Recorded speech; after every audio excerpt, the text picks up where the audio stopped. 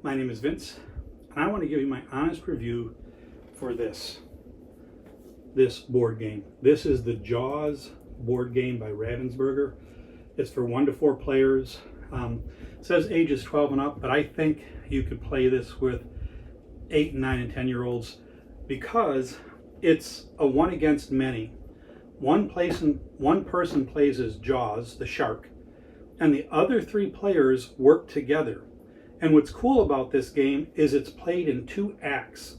One board and components for when Jaws is attacking and stuff on the shorelines and the beach, and they're trying to track them and find them.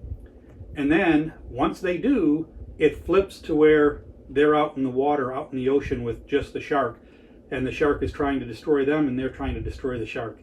This is so thematic. I mean, this feels like Jaws. In fact, you play as the main characters. The 3 people that work together against the shark are the 3 characters from Jaws. The sheriff, Quint, and I'll show you on the board, I can't remember his name. I've played this 8 or 10 times. I've played as the shark, which is very exciting because you're trying to outwit the other 3 players. And I've played as one of those players trying to outwit the shark and figure out where they're going to be. This game is incredible and so thematic, and it's tense and puts you on the edge of your seat. Really, really cool. And it plays, you can probably play the whole game in about an hour and 20 minutes, depending on how quickly you find Jaws and then how quickly the final battle with Jaws goes. But it comes with all the components you need to play. It comes with a nice rule book that's very easy to understand. Nothing difficult in here. You've got a little thing on the back for Act 1 and Act 2 and how they work. But let me take you over to the table. I'm going to show you this game. Nothing super fancy about it. It is just incredible, kind of on the edge of your seat fun. Let's take a look. So this is what Act 1 looks like set up on the board. You've got Amity Island here, and you've got different quadrants that are set up. You can see the east, north, south, west, different areas, South Beach, the docks. So these are the areas that Jaws can swim around in, and that's the Jaws token. You've got Hooper, Quint, and Brody. So all of them have their own little meeple that can move around the board and go to different places. They end up with boats. You got Quint's boat, which is a bigger boat but will hold more. And then you got a little fast boat to get around a little bit faster. Hooper's got that boat. But each one of these characters has special abilities unique to them. For instance, if we look at this one, you can see some of the special abilities that he has. These are unique just to this character, so every character plays a little different. So for him, he can move up to 2 spaces, he can rescue a swimmer, he can pick up any or all barrels, he can give all barrels to Quint, he can use a fish finder once per round. And that's the other cool thing. Each of them has a special ability. This is the fish finder, it's Hooper's. He can use it once per round. Quint, his special abilities are move 1 space, so he's a little slower, rescue 1 swimmer, pick up any or all barrels, but he can launch a barrel into an adjacent space. So he has the ability to shoot the barrels and get them into Jaws, hopefully. And then Brody, he can move a space, rescue a swimmer, pick up a barrel, drop a barrel, use binoculars once per round, or close a beach once per round. So he has 2 special abilities. He can use the binoculars, or he can close a part of the beach. And each of these abilities becomes very, very strategic as you're playing the game, because you get this set of Amity event cards, and these cards basically tell you where the swimmers are going to go and how many swimmers are going to go there. But Brody could close a beach so that the swimmers can't go there, but every card's different. But this is what puts the little swimmers out where they're going to be. And obviously, the more swimmers that are in a location, the more attractive it is to Jaws. So you can try to lure him in, but the player playing Jaws knows that. So they may stay away from those areas. So they're moving around secretly. There's no way for you to know where they are except to try to narrow him down. And you get to shoot, you as the 3 players get to shoot these barrels. When you think you know where he is, you can shoot a barrel into the water. If you get 2 barrels into him, that ends the first half of the game. and this board's going to flip and different components are going to come out. And just like each of these players has a special ability, so does Jaws on this side of the board. He has things he can do that trick the players. So for instance, he has evasive moves. The shark does not trigger any motion sensors this round, and we can put motion sensors out. Or he has speed burst. Once this round, the shark may move up to 3 spaces with 1 move action. So as we're hunting him, we might think, well, he can only go so far. He can only move so fast, but he may have played this. And he has to show us that he played it, but he doesn't show us which one it is. It gets played face down. So all we know is he played one of these 4, but we don't know if it's the one that gives him speed, if it's the one that, you know, it lets him avoid the fish finder, if it's one that lets him eat all the swimmers. And our goal on this side is not just to catch him, but it's to keep him from eating the swimmers. The more swimmers he gets on the next side of the game, the more powerful he is. So you want to find him quick and not let him eat the swimmers. Because the fewer swimmer he eats, that means when we flip to the boat side, you have more power as the hunters and he has less. So the better he does here, the better he's going to do on the other side and vice versa. So now let's flip the board over and I'll show you the components and how that works. Okay, here we are in Act 2. So we've found Jaws and we're out in Quint's boat and we're trying to finish the job and the shark's trying to finish us.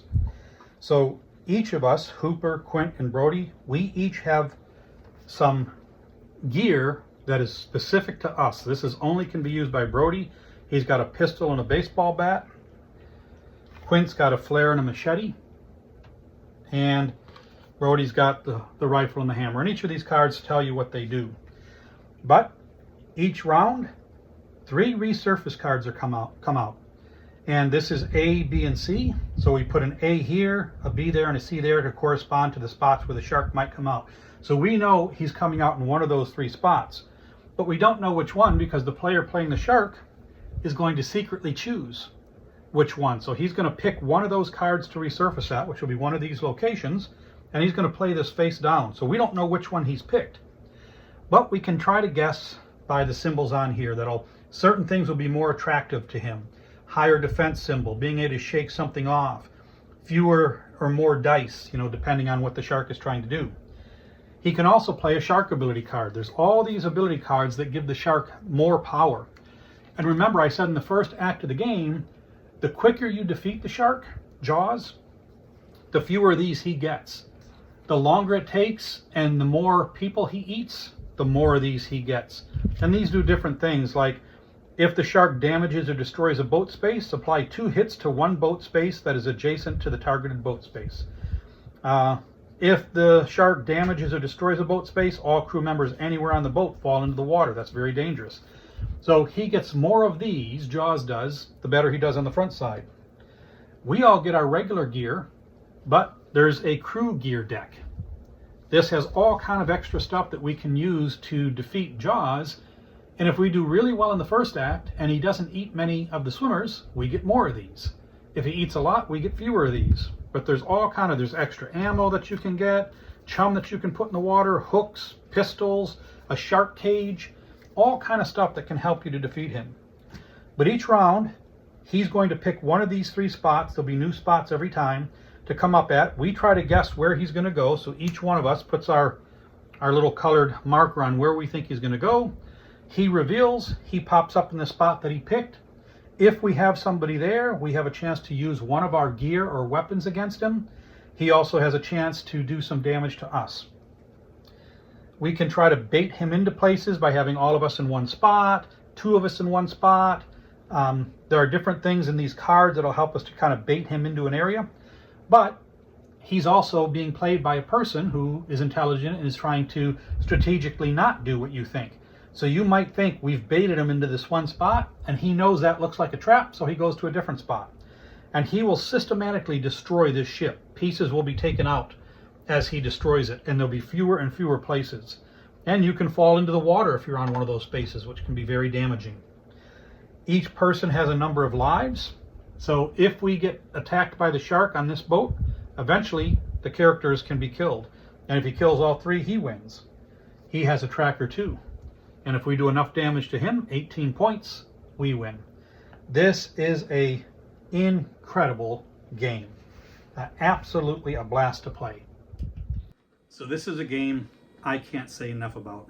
We absolutely love playing this. And you don't need 4 players because one player plays the shark. Another player could play all 3 of the other characters. So you don't have to be at 4 players, but it's a lot of fun when you are. And it's just amazing. It gives you that same sense that you had watching the Jaws movie. There's that tension in the first act. Are we going to be able to get him? What's he doing? He should have popped up here. Oh, he got those. That's 3 more swimmers he got. And you're worried because you know the more swimmers he gets, the more powerful he is on the other side. Oh, and the shark is really trying to outwit those 3 people trying to catch him, because he knows the more swimmers he gets, the more powerful. Then you flip and you're out on that boat in the dark water there, and you're trying to guess where the shark's going to come up and what will be the best weapons to use against him if he comes up in that spot. This is a blast. And again, because you're playing 3 of you as a team, you can play with 8, 9, 10-year-olds because they're going to work with you. You can help them to understand what you're trying to do. This game is a blast. This would make a fantastic gift for somebody that loves board games in your family. And just think, if you've got Amazon Prime, you could get this in 24 to 48 hours and be playing it right away. I highly recommend it, so why don't you go ahead and hit that add to cart button. You'll be glad you did.